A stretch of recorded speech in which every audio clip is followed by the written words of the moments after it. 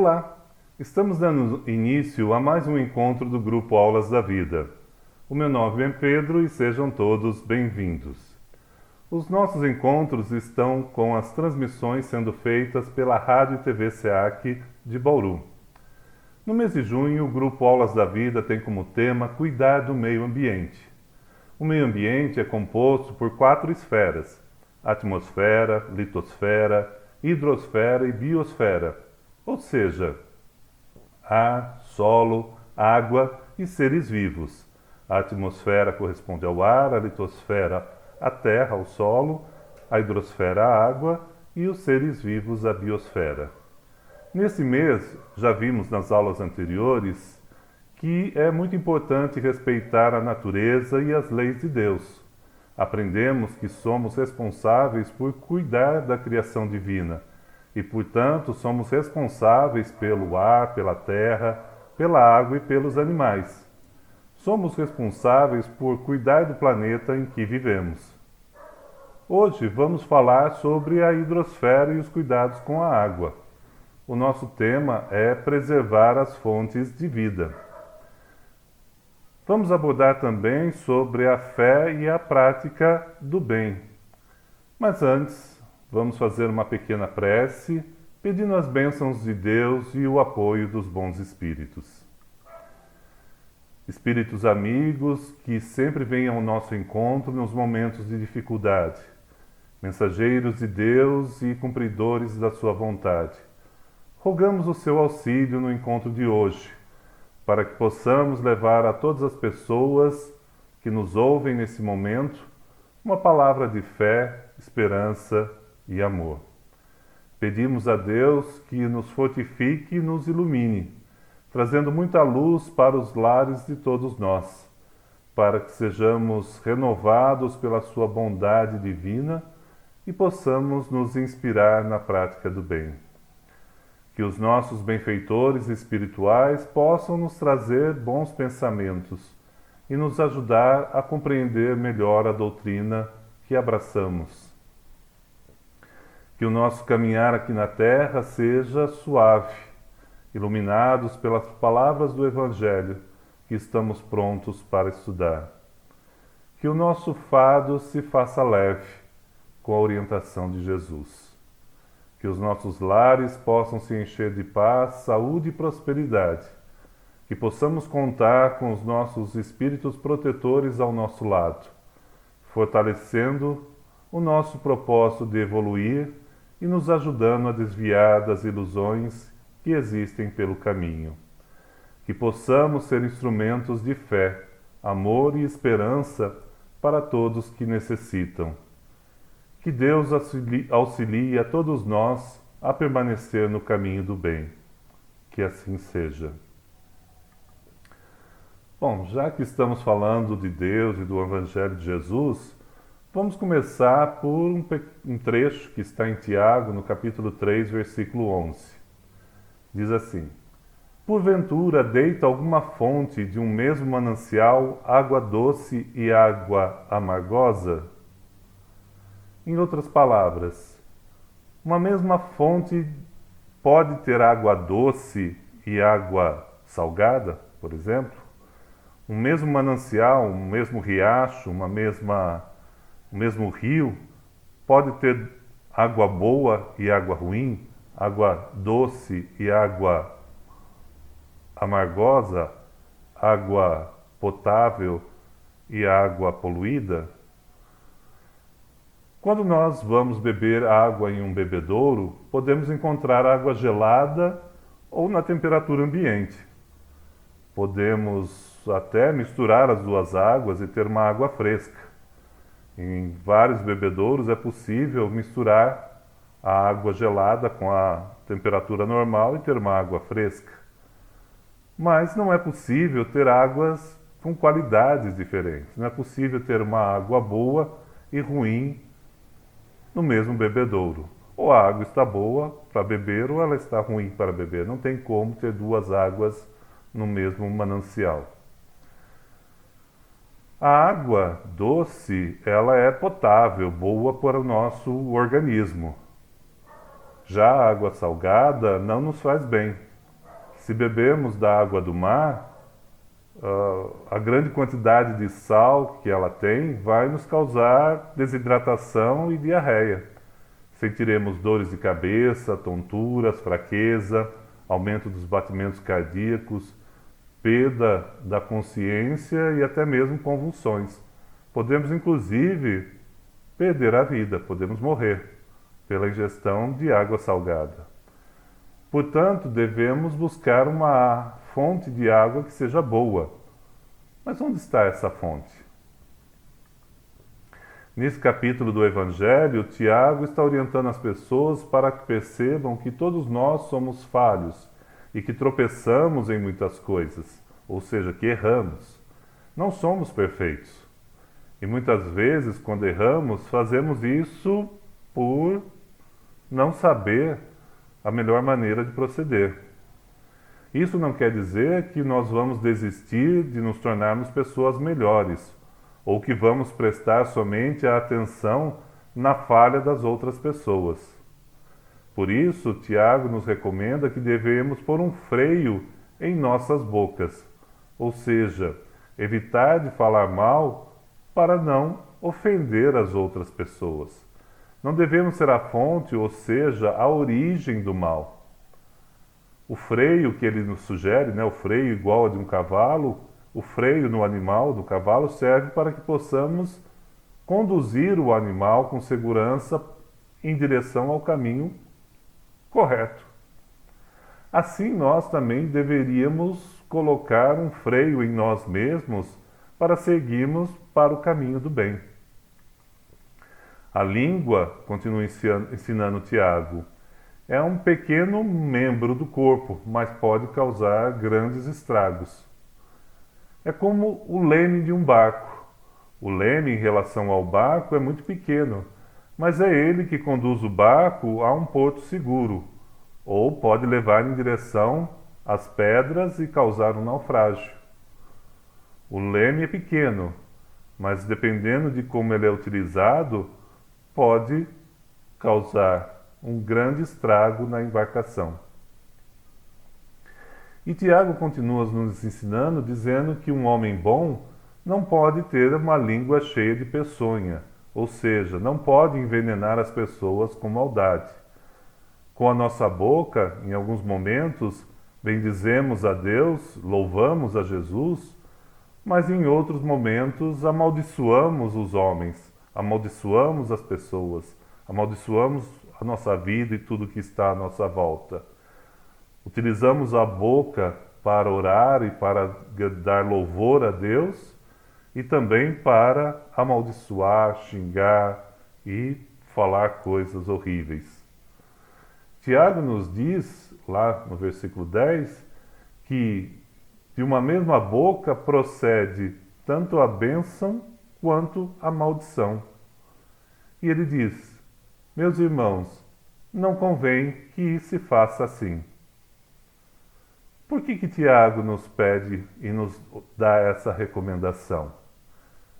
Porque, como já dizia o evangelista Mateus, lá no capítulo 15, versículo 18, o que sai da boca procede do coração. E é isso que contamina o homem. Não é o que entra pela boca do homem que o contamina, mas é o que sai de sua boca. Porque as palavras vêm do coração. Ou, se pegarmos o evangelista Lucas, lá no capítulo 6, versículo 41, ele diz o seguinte: o homem bom, do bom tesouro do seu coração, tira o bem, e o homem mau, do mau tesouro do seu coração, tira o mal, porque da abundância do seu coração fala a boca. Ou seja, a boca fala do que está cheio o coração. E se estamos cheios de virtudes, as nossas palavras serão boas, serenas. Mas, se ao contrário, estivermos cheios de ódio e rancor, as nossas palavras vão ser ásperas e vão ferir. Se estamos cheios de maldade, as nossas palavras não têm como ser boas e nos levarão à infelicidade, porque as más palavras nos afastam de Deus. E isso nos causa sofrimento e ruína.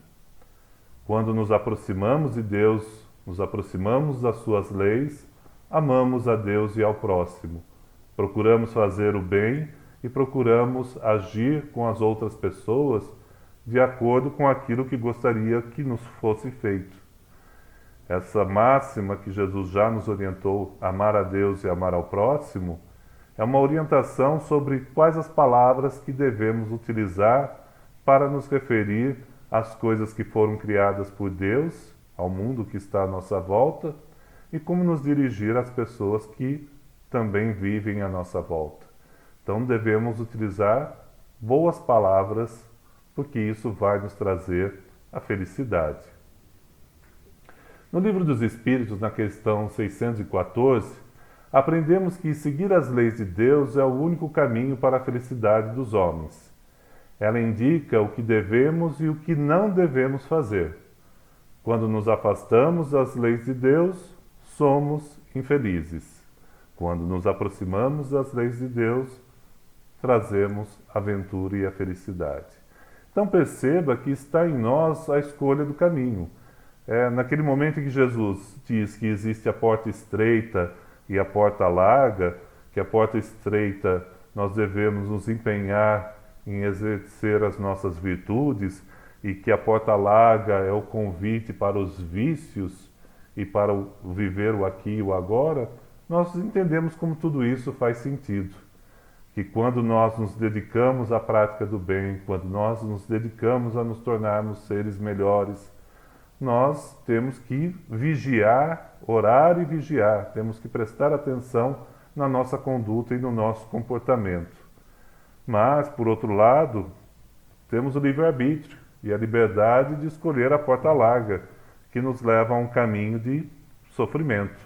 Num primeiro momento, podemos até achar que nos conduzem à ilusão da felicidade, porque podemos desfrutar tudo que está à nossa volta sem freios, sem medidas. Viver intensamente, aqui e agora, todos os vícios que existem, mas sabemos que depois, lá no final da estrada, nós vamos caminhar sob pedras e que isso vai só nos trazer sofrimento. Por isso, Tiago nos recomendou que fôssemos uma fonte de água doce, uma fonte de água boa. De que serve uma fonte de água doce e amarga ao mesmo tempo? É inútil, ela não mata a nossa sede. Ela vai matar nosso desejo por se restabelecer, por estar melhor? Não vai. Não pelo menos do jeito que nós gostaríamos. Então, uma fonte que tem água boa e ruim misturada, ela não serve para matar a nossa sede, não pelo menos da maneira que a gente gostaria. Para ser uma fonte útil, deve fornecer água doce, ou seja, água boa, pura. Então, essas são as palavras, o sentido das palavras, porventura deita alguma fonte de mesmo manancial, água doce e água amargosa. Porque Deus sabe que nós precisamos da água doce para termos saúde e para estarmos felizes. A natureza segue as leis de Deus e não dá água boa e ruim na mesma fonte. Então, Tiago nos recomenda a seguir esse exemplo e que observemos as nossas palavras, para que sempre sejamos fonte de palavras boas. Se pensarmos na natureza, vamos pensar aí, observar a natureza, vamos ver, através das informações que nós temos, que existe muita água no nosso planeta. A Terra é um planeta azul justamente porque ele tem muita água disponível. Mas dessa água nós temos que aproximadamente 97% estão nos mares e oceanos, é água salgada. E que 3% é água doce. E desses 3%, apenas 1% está disponível para o consumo. 2% estão em estado sólido nas geleiras, portanto não está de fácil acesso ao consumo humano, e apenas 1% então está nas águas, nos rios, nos lagos, que servem para o nosso consumo, para trazer a vida para todos os seres, não apenas para o ser humano, mas para as plantas e para os animais. Temos muito pouco de água doce disponível no nosso planeta. Então nós não podemos desperdiçar essa fonte, que é uma fonte importante para garantir a nossa vida e a nossa sobrevivência. Assim, também nós temos poucas pessoas boas. É preciso preservar as nossas fontes de vida, que é o tema da conversa de hoje, porque nós estamos falando de duas fontes. A fonte de água física, a material, que alimenta o corpo físico, e a fonte de bondade e de amor que alimenta a nossa alma. Então, a nossa boca pode ser uma fonte de bondade que sacia o espírito, e uma fonte de água pode ser a que mata a nossa sede, que mata a sede do corpo físico. Precisamos cuidar dessas duas fontes para que elas não venham a nos faltar no futuro. Por isso a importância de preservar os nossos rios, preservar os lagos, preservar as minas de água, preservar inclusive os oceanos, porque é dessa água que vem a vida humana e a sobrevivência humana. A água, ela tem como propriedade ser um elemento simples que está presente em toda a natureza. A água está presente por todo lugar que nós olhamos, inclusive em nós mesmos. Se nós observarmos, nós temos aí o corpo humano, que 70% dele é composto de água. Com a ajuda da água, podemos transportar nutrientes até as nossas células, hidratar o nosso corpo, eliminar toxinas, é o que nos permite viver aqui na Terra. Então a água ela é muito importante para a nossa vida material. Mas ela também é importante para a nossa vida espiritual. Por ser um elemento simples que está presente em toda a natureza, a água é um dos elementos que os espíritos utilizam para fluidificar. A água, ela é importante para manter a saúde do nosso corpo físico e também a saúde do nosso espírito. E os espíritos utilizam essa água, que é fluidificada, de várias maneiras. Então, nos centros espíritas, nós colocamos sempre a nossa garrafinha lá com água para ser fluidificada, porque nós entendemos que, pela ação dos espíritos, essa água ela pode ser transformada em portadora de energia e de recursos medicamentosos, tanto psíquicos como físicos. A água fluidificada pode auxiliar no tratamento tanto da mente quanto do corpo. Então, pela ação dos espíritos, essa água recebe uma transformação, recebe elementos que podem ajudar na nossa saúde e recuperar o nosso equilíbrio. Se nós formos lá no Livro dos Espíritos, na questão 31, Kardec pergunta: de onde provêm as propriedades da matéria? E os Espíritos nos explicam que as propriedades são modificações que as moléculas elementares sofrem pela sua união em certas circunstâncias. Uma dessas circunstâncias é a ação dos espíritos, que podem modificar as propriedades da água para que ela se torne um remédio que possa ajudar no tratamento de quem precisa. Sabor, odor, cor, as qualidades de cura ou as de veneno de uma matéria podem ser modificações de uma só e mesma substância primitiva. Então, todo o nosso universo, tudo que nós vemos à nossa volta, é constituído de uma matéria, de uma substância primitiva, da qual nós não temos muito conhecimento, porque nos falta repertório para compreender essa composição dessa matéria, mas o que os espíritos nos explicam é que essa substância primitiva, ela forma toda e qualquer matéria que existe à nossa volta. E os espíritos podem atuar sobre essa matéria primitiva, modificando, alterando, transformando os seus elementos para que elas adquiram propriedades diferentes. Então, os espíritos têm conhecimento para lidar com a matéria e transformar as suas propriedades. Com isso, um simples copo de água pode se transformar em um remédio que cura. Do mesmo modo que um químico ou um cientista sabe alterar as propriedades da água, acrescentando moléculas e modificando a sua composição. Por exemplo, a fórmula da água é H2O, 2 moléculas de hidrogênio e uma molécula de oxigênio.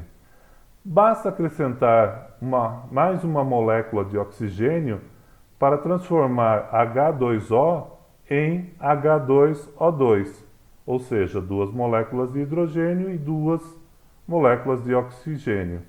Com isso, a água se transforma em peróxido de hidrogênio, que é mais conhecido como água oxigenada. Então veja, bastou acrescentar uma molécula de oxigênio e a água se transforma em água oxigenada, vira uma outra substância que é mais corrosiva, que ela é mais possui propriedades que são diferentes da água que até então nós podíamos consumir. Então, uma simples transformação igual a essa pode ser produzida pela ação magnética dirigida pela vontade. Então, não só os espíritos, mas também nós, pela nossa vontade, pela nossa ação magnética, podemos transformar as propriedades da matéria. É por isso que lá no livro O Evangelho segundo o Espiritismo, no capítulo 19, que diz, esse capítulo se chama A Fé Transporta as Montanhas, os espíritos nos dizem: o poder da fé se demonstra de modo direto e especial na ação magnética. Por seu intermédio, o homem atua sobre o fluido, agente universal, modificando-lhe as propriedades, lhe dá uma impulsão, por assim dizer, irresistível. Ou seja, o homem, utilizando da sua ação magnética e da sua vontade, da sua fé, consegue modificar as qualidades e as propriedades da matéria. Daí decorre que aquele que tem um grande poder fluídico e uma fé fervorosa pode, pela força da sua vontade dirigida para o bem, operar singulares fenômenos de cura e outros, que antigamente eram chamados por prodígios ou milagres, mas que não passam de efeito de uma lei natural, ou seja, estabelecida por Deus. Então, nós percebemos que quando Jesus podia curar as doenças que para nós parece de forma milagrosa, Jesus nada mais estava fazendo do que empregando o seu conhecimento, o seu poder fluídico, magnético e principalmente a sua fé fervorosa para agir sobre a matéria e modificar as suas propriedades. Esse é o motivo por que Jesus disse aos apóstolos: se você não consegue curar, é porque você não tem fé o suficiente. E se nós pegarmos em vários momentos do Evangelho, Jesus chama atenção para esse ponto, de que precisamos ter fé. Nós cremos em Deus, nós acreditamos em Jesus, mas a nossa fé é falha. Por vezes ela falha, porque nós duvidamos da nossa própria capacidade. Jesus disse que se nós tivéssemos a fé do tamanho de um grão de mostarda, que é um grãozinho bem pequenininho, se a gente dissesse para o monte, para que ele saia daqui e vá para lá, esse monte vai obedecer. Então, se nós tivéssemos essa fé inabalável, nós conseguiríamos realizar prodígios ou milagres dos quais Jesus realizava. Mas a nossa fé, ela ainda vacila, e por isso é que nós não conseguimos realizar tais prodígios e milagres. Mas nós sabemos então que nada é impossível se nós tivermos fé. E a nossa fé, ela se alimenta do conhecimento e do raciocínio. É por isso que o Espiritismo promove uma aliança entre ciência e religião. Em vez de atuarem em campos separados e um ignorar ao outro, o Espiritismo traz os dois para dialogarem e se aproximam. Se nós pegarmos lá no capítulo 1 do livro do Evangelho segundo o Espiritismo, os Espíritos nos explicam que o conhecimento das leis que regem o mundo espiritual e suas relações com o mundo corporal fez com que a fé se dirigisse à razão. E a razão nada encontrou de ilógico na fé. Ou seja, quando nós colocamos ciência e religião juntos, nós encontramos respostas para situações que antes nos pareciam impossíveis de serem explicadas.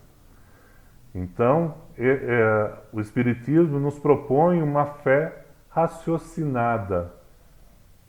É preciso compreender, é preciso aprender, é preciso utilizar a nossa inteligência e aprender com os espíritos.